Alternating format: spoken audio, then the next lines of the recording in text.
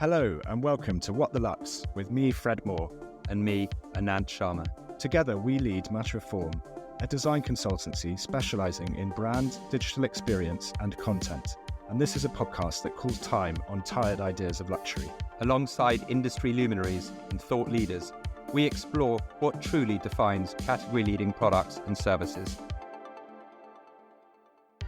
It gives me great pleasure to speak this episode to Adelina Wong Ettelson, who heads up marketing at Mandarin Oriental Residences. Welcome.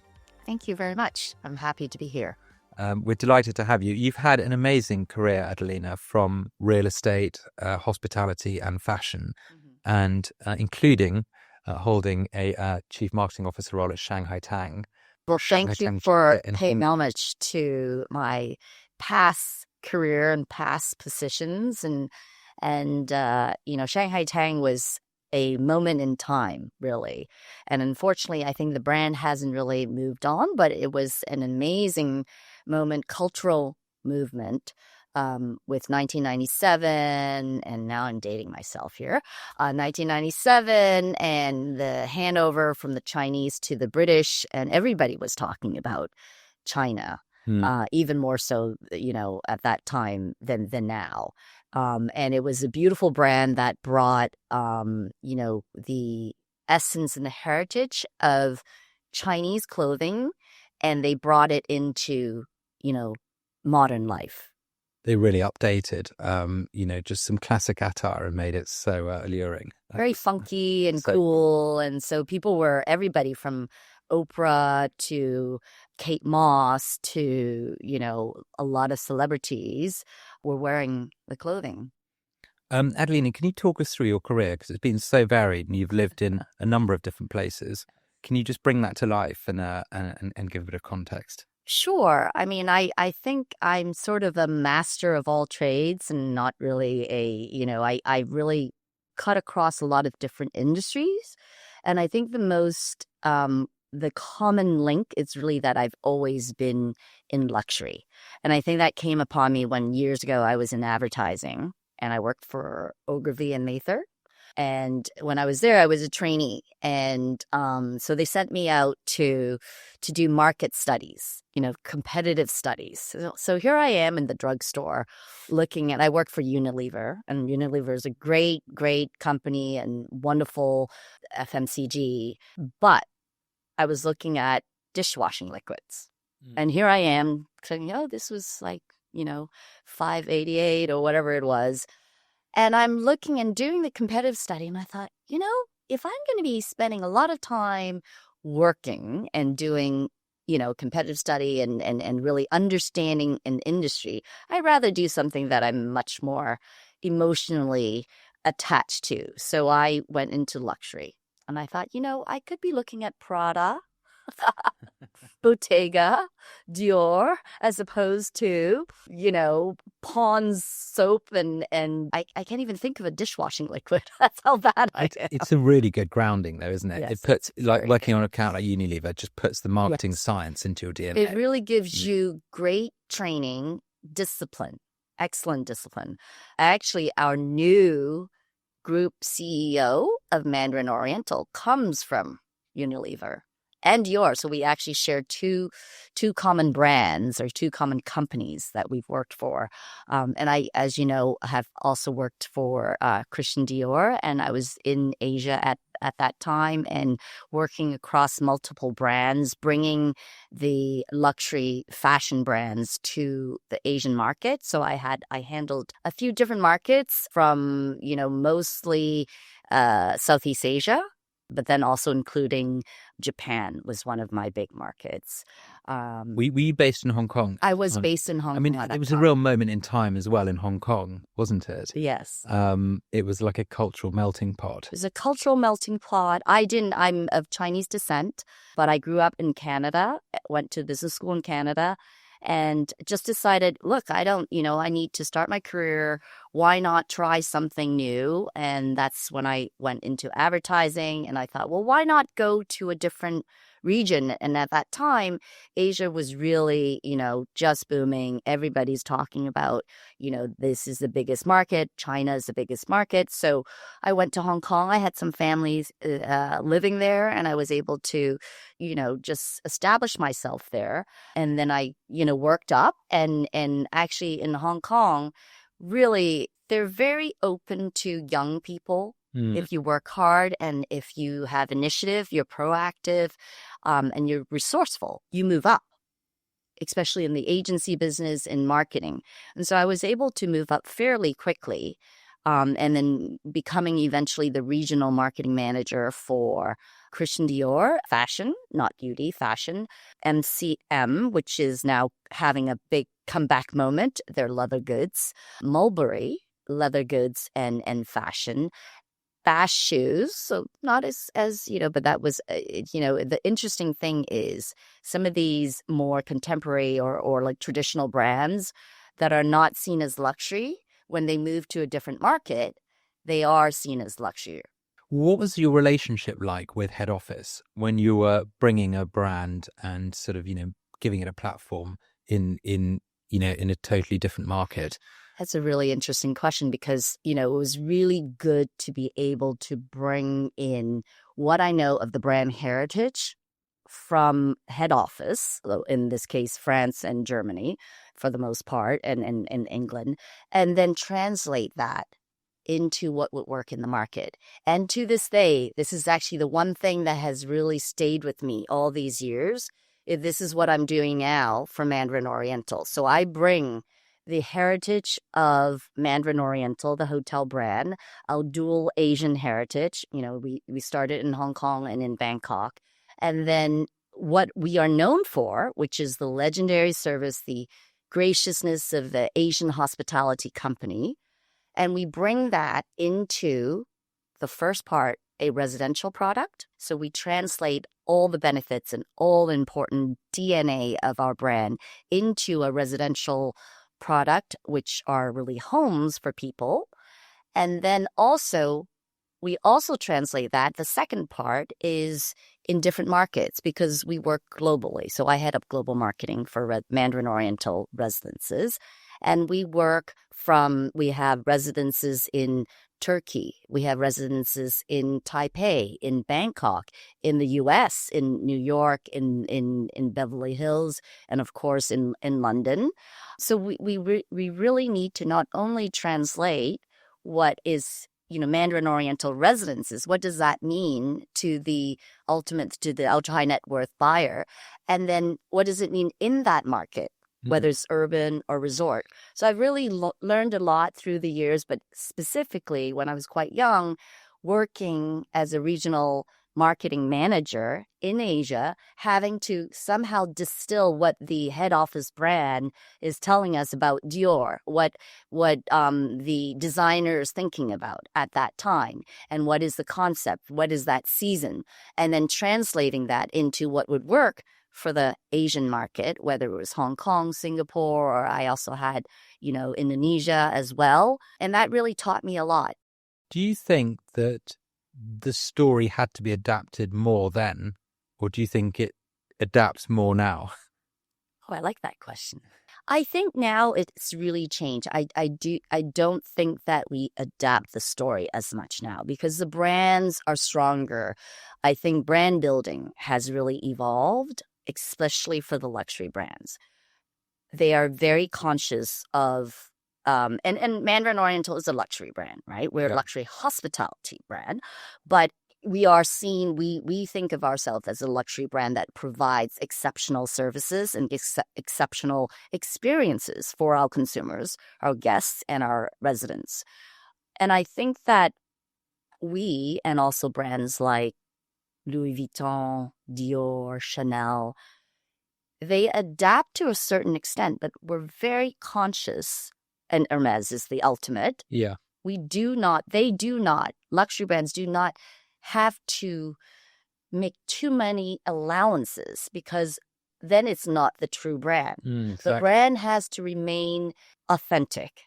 I know that word's used a lot. Authentic has a brand integrity of what it means. And that is what people are buying, I think. They're not buying an interpretation of the brand, of the core brand values. So our brand values do not change. We just interpret what that value means to a residential owner.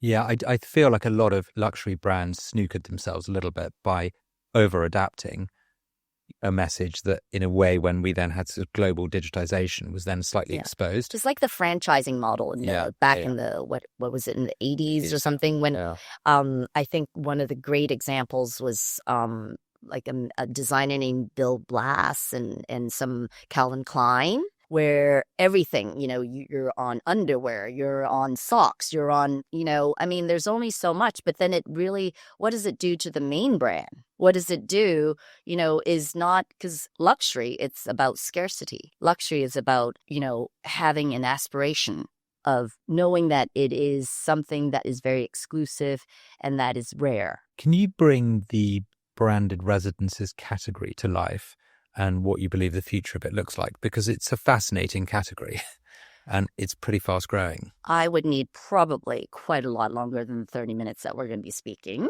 But I think to bring it to life, so essentially branded residences started in New York years ago, I guess, I would say in the 70s or something.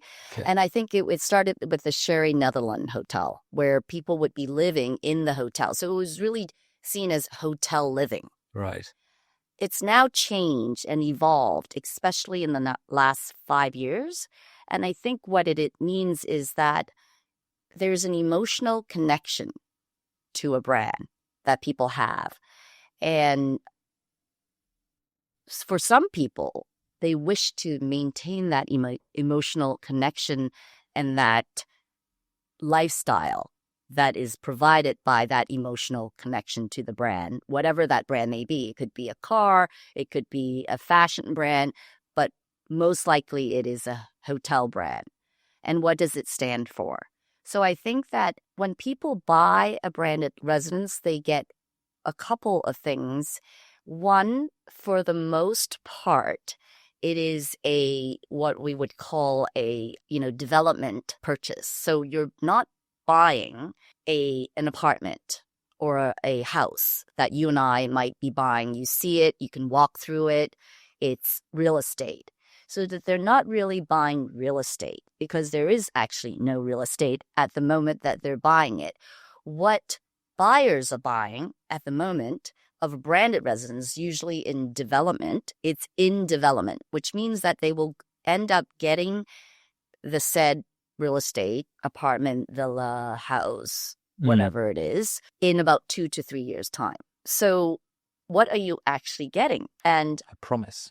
A promise. Yes, a promise. And a beautiful brochure, okay, floor plan, and a promise from the developer that it will be built and that it will be exactly built according to the pretty brochure that you just received. So when a brand comes in, especially a brand like Mandarin Oriental, we provide that credibility, that assurance, that Mandarin for us, for Mandarin Oriental, to be associated with a developer who is building a residence and for us to put our name on it and be branded Mandarin Oriental Residences, location, whatever it is, Mandarin Oriental Residences, Fifth Avenue, Mandarin Oriental Residences, Mayfair. For us to actually do that, we have gone through hours and hours and multiple meetings of due diligence.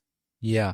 So that is what the buyer is really getting, is that by having an association with a brand like Mandarin Oriental, they are getting that assurance that we've done our homework. Yeah, you're not going to invest in a lemon, right? Yes. And it's interesting because when you look at places like the Middle East, where things are being built from the dust, it's a reassurance of value. The brand has a set of associations, or the developer has a set of associations, and some brands have developed very poor associations and for the same square footage can charge only half due to short-termist decisions made in the past. So I totally understand why that seal of approval, I guess, allows you to realize far more value per square, yard or foot. And I think the brands are now looking more at a long-term investment in this space, because I think initially, even 5-6 years ago, I think brands are being, the developers are realizing, why it's such a beneficial association to have with a hospitality brand, usually, and any other brand. It is because we give that, and we also give a lifestyle aspect to the promise, as well as, the service element, obviously from a hotel side. There's a lot of gains from the developers in doing that, having that association, having the residences be branded as opposed to unbranded, non-branded, and usually the lift in pricing because of the association with the brand is about 25 to 35%, right? In almost all markets. It's a huge amount. It's a huge amount. So developers are coming, they came running. They came running to all of us in the hotel business and in, some fashion business and, cars, crystals, you name it. They're all in now. And I think the thing is, you have to be true to what your brand stands for. And I know that, when I mentioned earlier that it's now brands are thinking of it more as a long-term play and not just an immediate revenue generating business, much like the franchise business from years past, because it is kind of a franchise business in some case. For us, it's not. It's a true, very important business unit for the group. We will only brand something that we are managing. So, for example, we're not white labeling this. We're not putting our name on it and then somebody else is managing it, because we care about, ultimately the end consumer, which are the residence owners and our guests. So we are known for, our brand integrity is at question if we do that. I know that other brands, for example, fashion brands and other car brands, where they don't have that experience and they don't have that expertise, that framework, the structure, they just put their names on it. And, maybe as a design. So first came the hospitality brands, then came the design lifestyle brands, then came the fashion brands, then crystal brands. Then, many people, I've even heard of a publication, which shall remain nameless, coming into the space. And I said, I don't understand. So what, now you will get lots of magazines? Who even reads magazines at this day and age, right? So what are you getting out of that? What does the consumer or the buyer or the residence owners get? When you buy into this branded residence? Well, it's philosophically, I find it's quite funny. Not only have we created a world of brands, we're now living in the brands. What is it that you think branded residences offers an inhabitant beyond just the security of investing in something that's not going to tank? Yeah, well, I think for us, we offer exceptional services, crafted experiences, because that's what that's our mission. And the mission of Mandarin Oriental is to create time-enriching experiences for our guests and our residence owners. So we do programming for the spaces that has been created by the developer, the architects, and also by Mandarin Oriental, because we review all of the floor plans, but also the amenities in the spaces. And then we also program it so that we can deliver what is expected. So really, they're expecting the service. So service can mean many things, but it's really the way we approach it is from our heritage of the Hong Kong, Bangkok dual heritage of, where we were founded years ago. And really to this day, our colleagues all around the world are trained to deliver the attentive service, to deliver the intuitive way of understanding your owner and your residents, that are living there. And in many ways, it gives us residence properties, gives us a lot more opportunities to really provide the level of service that we're renowned for, provide that attention, because we know them. We know these owners. We see them day in, day out. We know their good days, their bad days. And we have a director of residences at each property with a dedicated staff. And, they become almost family to the people who live there. How much do you have to reinvest in branded residences to keep them current? In terms of, so this is a little different. So this is not a hotel where it's 5 years or whatever. We definitely have our standards, and it is to Mandarin Oriental standards guidelines. But once the developer have sold all of the units, just lack of better words, or residents, like say you have 100 apartments in an urban setting, the developer have now sold everything. It's now Mandarin Oriental. We take over and we manage and we take care of our residence owners. So ownership now takes control of what they call the homeowner association. So they decide, like any other in New York here, any other apartment building, condominiums and co-ops, it is controlled by the homeowner association. So they decide. They assess what is needed. We usually would say every 5 years at least to have an upgrade, relooking it. But of course, there are things like, we would make sure, because this will be managed to the standard of Mandarin Oriental. So it would be sooner for some certain mechanicals and, so we really make sure that it is run like a 5-star hotel property. Do you think when there is a brand to the residence, there's a stronger sense of community?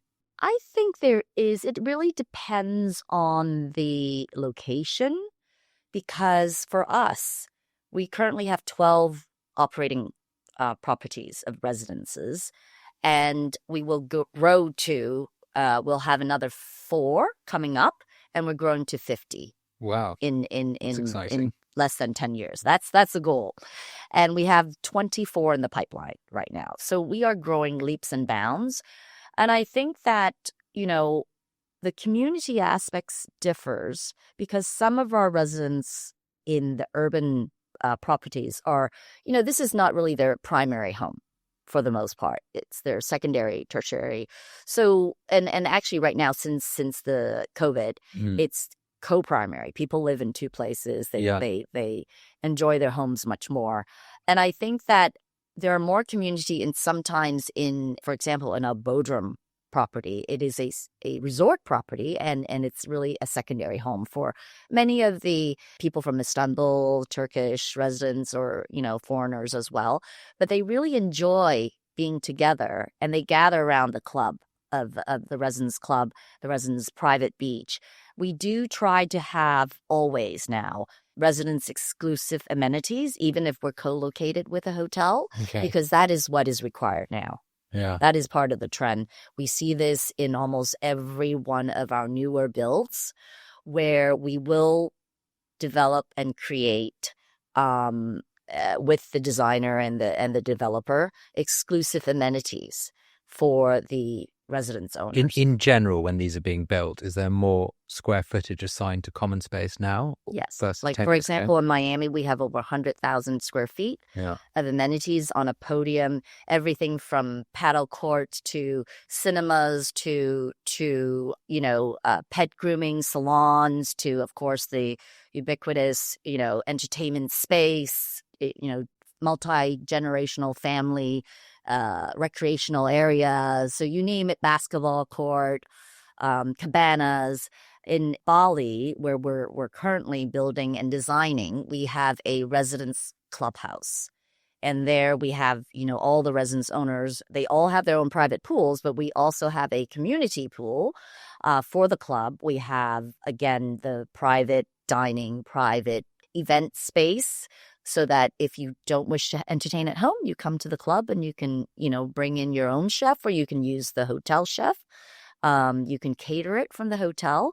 We have a beautiful, in most of our newer residents, we will have a dedicated wellness hub, a wellness spa, because this wellness pillar it's a very important one for Mandarin Oriental, and we see this as a trend as well with longevity hubs and how people like to live. Because when you think about it, luxury is great, money is great, but the true luxury is to be able to live actively in the way that you want, right? So that whole wellness component, whether it's physical or it's mental or is just a spiritual, we try to put together and provide the space that will allow you to do it in the manner that you wish. So I'm actually currently working on something that is a pet project for me, which is a wellness. I can't talk too much about it, but it's a wellness sort of in residence wellness amenity. Let's just call it that. And we would be probably rolling that out in a year or so. It's a longevity focused thing, is it? Well, it's longevity, but it's also what Mandarin Oriental is known for, is really the bespoke nature of what we do. So we may have a gym or we may have a private training room, but what you wish to train, on, whether it's boxing or Pilates or yoga or meditation or dance, that's up to you. So we provide you with the flexibility, the space. So the same thing will be created for the in-residence wellness. What are people's fears when they're buying a residence? That it won't be built. That's probably one, and that it won't look like what it will be. So again, that credibility of, that assurance of Mandarin Oriental. I think for the most part, though, our buyers tend to be quite sophisticated and they really understand the brand. They mostly know the brand and know the brand well. They're ultra high net worth who travel quite a bit and they own multiple homes already. But what they don't want is they don't want to have to manage yet another home. So we take care of everything for them. So our directors, our concierge, lifestyle ambassadors at each of the residences really make sure that, let's take care of the day-to-day, take care of the things that, that the residence owners may not want to do. We want to make sure that your home is safe, is secure, and your asset is protected. But we also want to make sure that you live a wonderful life of ease when you're in residence. And that means a lot to our residence owners. And we have received amazing feedback and testimonials actually from some of these owners who tell us about how warm and how wonderful they feel like that they're so well taken care of by our residential colleagues. That is really quite nice to hear. How do you think about innovation in your industry? Well, there's always innovation, whether there's innovation, if you think about it from the AI point of view, how can we do things better, faster, and that would take less time, and, to actually innovation in programming, innovation in, what does it mean for you to come home and feel, like you have time to do everything you want to do, anything you want to do, what matters to you. So I really think of luxury as that, is that luxury is the time to do all the things that are important to you. And that could be very different for different people. So our job at Mandarin Oriental in residences is to help you create that space for you so that you could chase after what you want to do, be it cooking classes, be it just hanging out with your family, reading privately, whatever it is. Do you think we're basically just going to enter a market over the next 10 years where she's going to double, triple? It feels like, you mentioned earlier, car brands, hospitality brands that you wouldn't necessarily expect to have a right to put their name above a building where people live are entering the space. I think about this a lot. I mean, obviously, I've been in this space for quite a long time, and I've seen it kind of really grow fairly quickly. I think that it will continue to grow. Branded residences will continue to grow as a sector for the next few years, for sure, because we have more and more ultra high net worth, less and less time in our lives, in our busy lives. So that's really what branded residence is about, really, from a hospitality point of view. We take care of things, as I just mentioned. The service element is huge, is so important. But the correction will come. Yeah. I think there will be a correction because all of these brands coming in with no knowledge of how to service, how to take care of their owners. So people are not stupid, right? What is it? David Ogilvy said, the consumer is not stupid. I think that ultimately the branded residence buyer will filter through and know which branded residences is worth it, which brand really delivers on its promise of high level of intuitive service, that because you're buying a home, you're not just buying a handbag or a car. And it can have a terribly detrimental impact on brand perception. on your emotions and on your life. You want to come home to a sanctuary, to peace, to warmth. A home is very different. So we are ultimately not selling real estate. I think branded residences is not about real estate. It's about a lifestyle, is about an emotional need, which is really about luxury, right? Yeah. I mean, do you adapt the brand? Do you adapt the Mandarin brand for residences, or do you largely live by the same ethic and values? We live by the same ethics and values.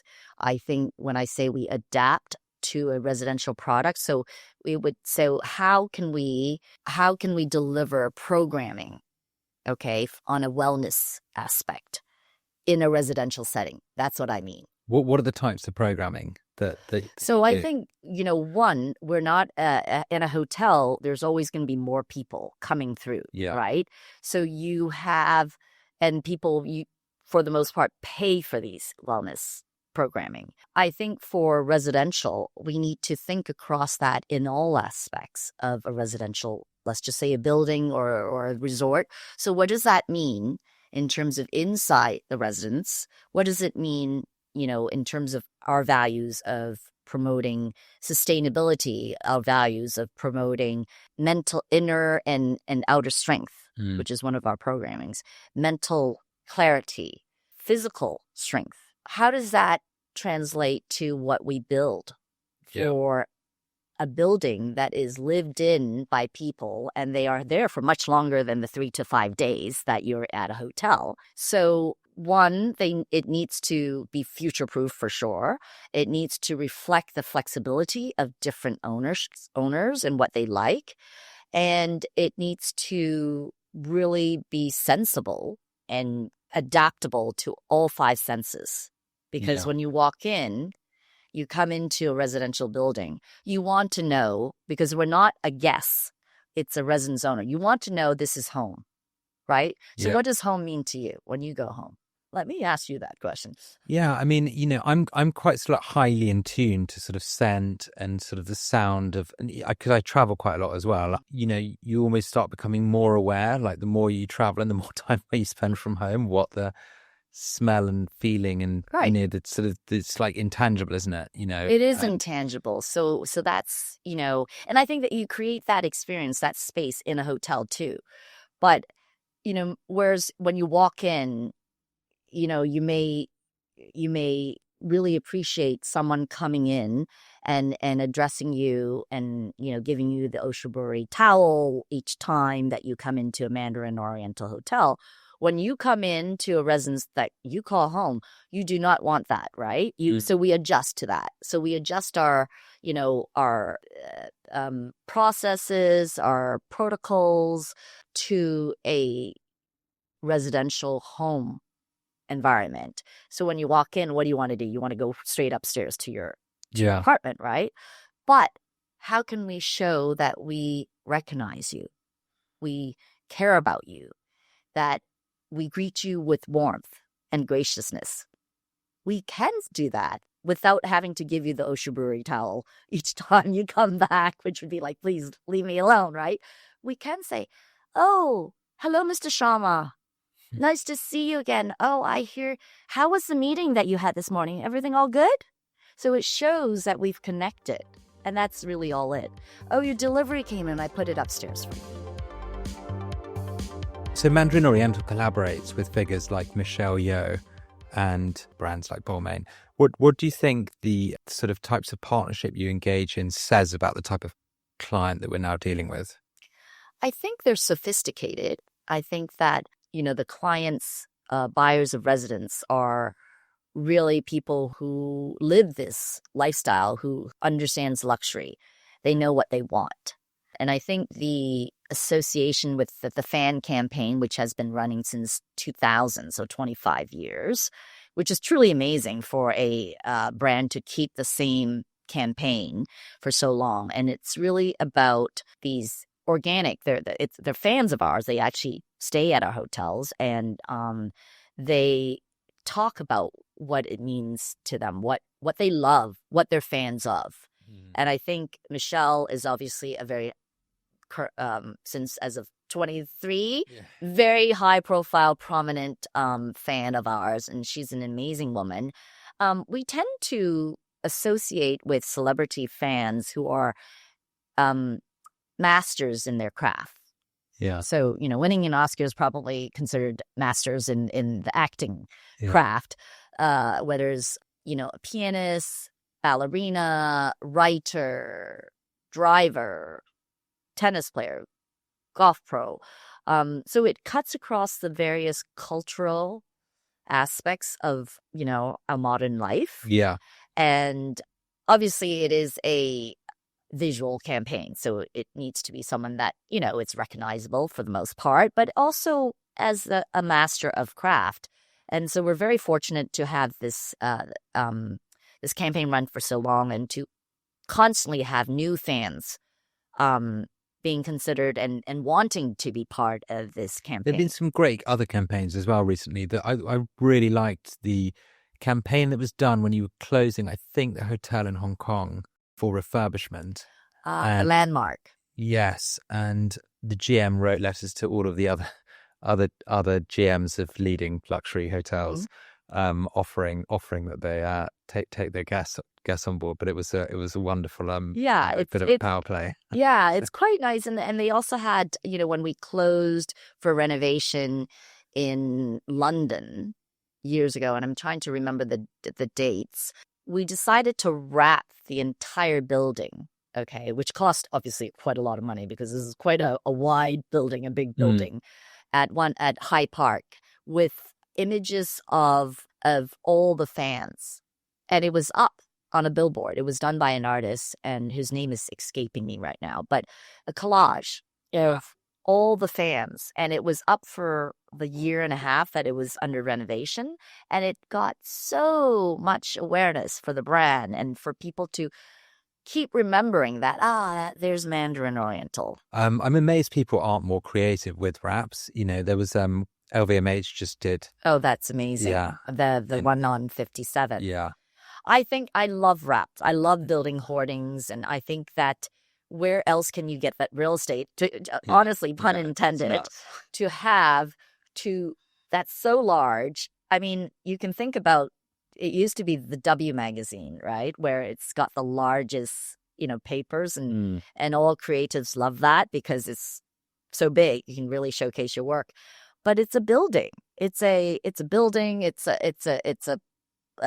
it's a hoarding, it's at least, 6 feet high to 9 feet. Yeah. Right.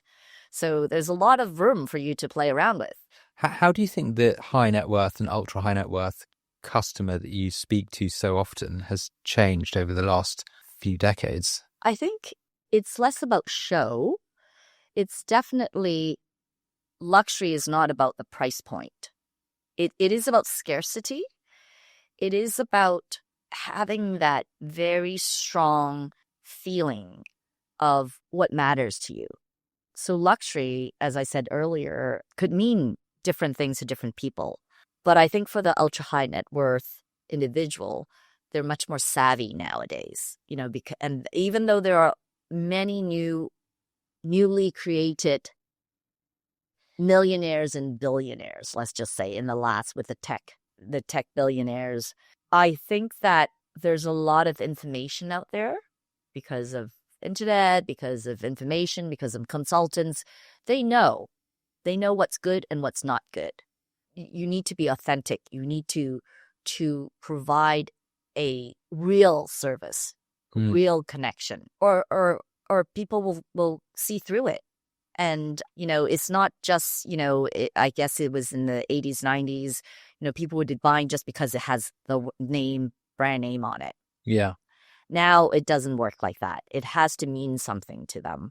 And I think Hermes have done such a great job I think when I go to these luxury conferences or I speak to my peers in the luxury world, whether it's fashion, lifestyle, or hospitality, Hermes comes up all the time. And I think it's because they're very true to their brand. They are who they are. And I know the family very well, but they know that it's important that they don't deviate too much. They can have interpretations, in some ways, but they represent luxury, and that it's not for everyone.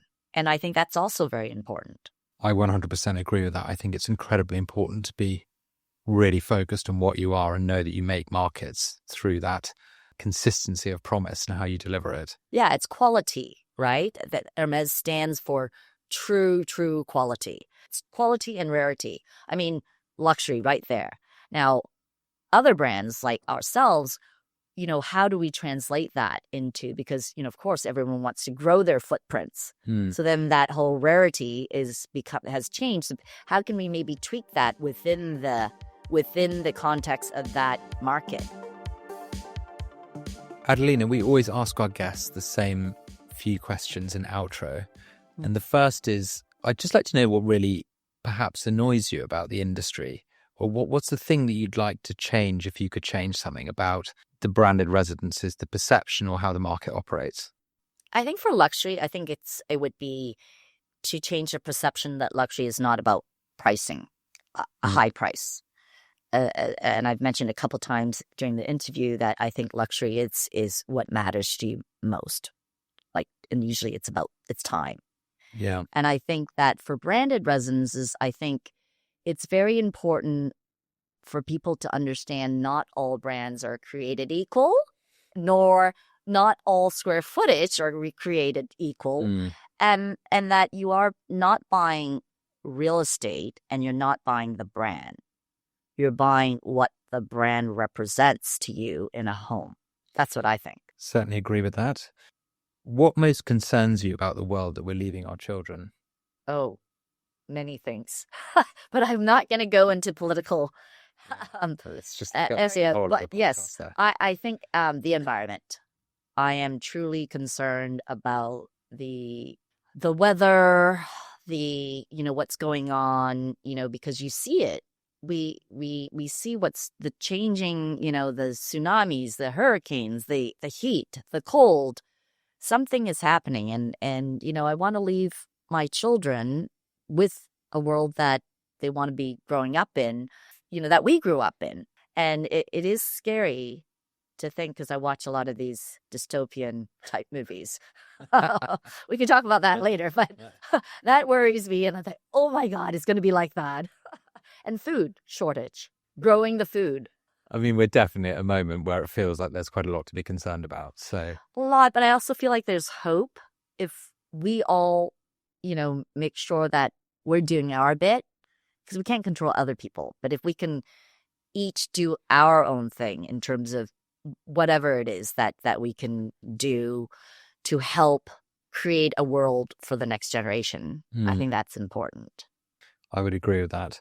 Thank you so much for sharing your views. Well, thank you so much for asking me to be here.